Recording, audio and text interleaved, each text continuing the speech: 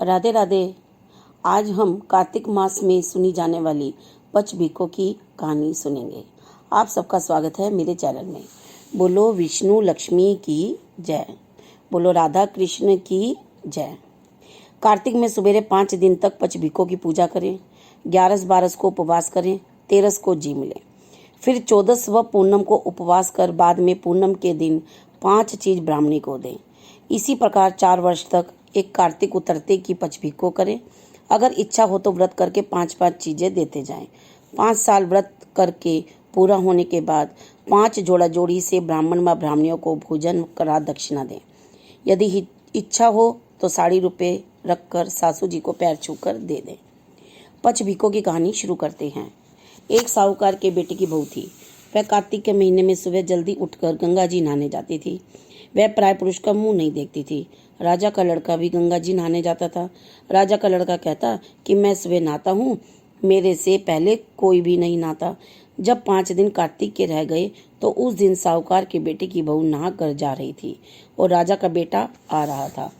शोर सुनकर जल्दी से जाने लगी, जिससे अपनी मोती की माला वहीं पर भूल गई। तब राजा के बेटे ने वह मोती की माला देखी तो देखकर कहा कि यह माला किसकी है? जो इतनी सुंदर है तो पहनने वाली कितनी सुंदर होगी।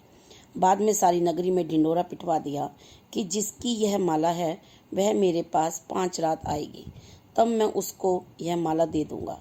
और खुद वहाँ तोते का पिंजरा टांग कर बैठ गया।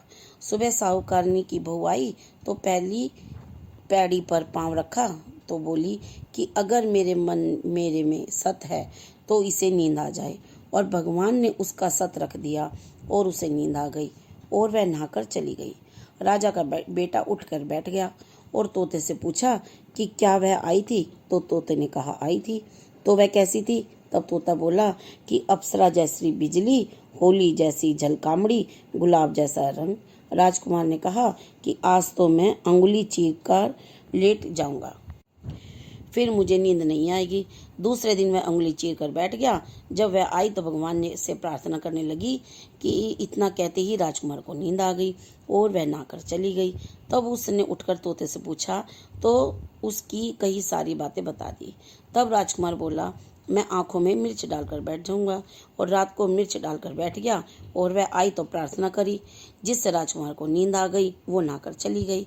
तब राजकुमार ने तोते से पूछा कि आई थी? उसने कहा आई थी। फिर उसने कहा आज तो बिना बिस्तरे के बैठूंगा। और वह रात को बिना बिस्तर के बैठ गया। जब वह नहाने आई तो फिर भगवान से वही बात कही तो राजकुमार को नींद आ गई। जब वह नहाकर जाने लगी तो आंख बंद करके चली गई। राजकुमार ने उठकर देखा तो वह नहाकर चली गई। तो वह बोला कि आज तो मैं आग की अंगीठी रखकर बैठूंगा, जिससे नींद नहीं आएगी। और वह अंगीठी रखकर बैठ गया।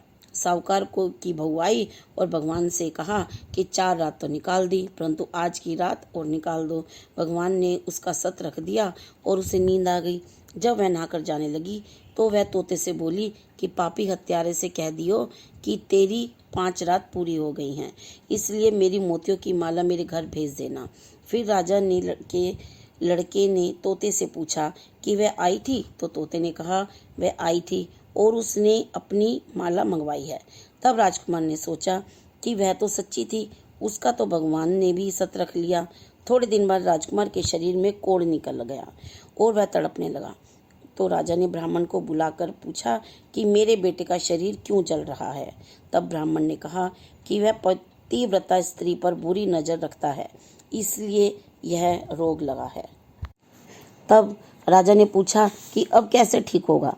तब ब्राह्मण ने कहा कि उस साहूकार की बहू को धर्म की बहन बना ले और उसके नहाए हुए जल से नहाए तो उसका कोढ़ ठीक हो जाएगा। राजा उसकी माला लेकर घर गया और साहूकार से कहा कि यह माला आपकी बहू की है और उसके नहाए हुए जल से मेरे बेटे को नहला दो। तो साहूकार ने कहा वह तो किसी पराय पुरुष का मुंह भी नहीं देखती, इस नाली के नीचे राजकुमार को बिठा देना, जब वह नहाएगी तो उसके ऊपर से वह पानी गिर जाएगा। बाद में राजकुमार बैठ गया और नहाया तो उसकी चंदन जैसी काया हो गई। हे पचभिक्खो देवता, जैसा साहूकार की बहू का सत रखा वैसा सबका रखना। कहते सुनते हुंकारा भरते सब अपने परिवार का सत रखना। बोलो पचभिक्खों की जय, बोलो विष्णु लक्ष्मी की जय, बोलो राधा कृष्ण की जय। अगर आपको वीडियो अच्छी लगी हो तो लाइक शेयर सब्सक्राइब कीजिए और बेल वाला बटन दबा दें ताकि आपको आगे आने वाली कथा जल्द ही मिल जाए। राधे राधे।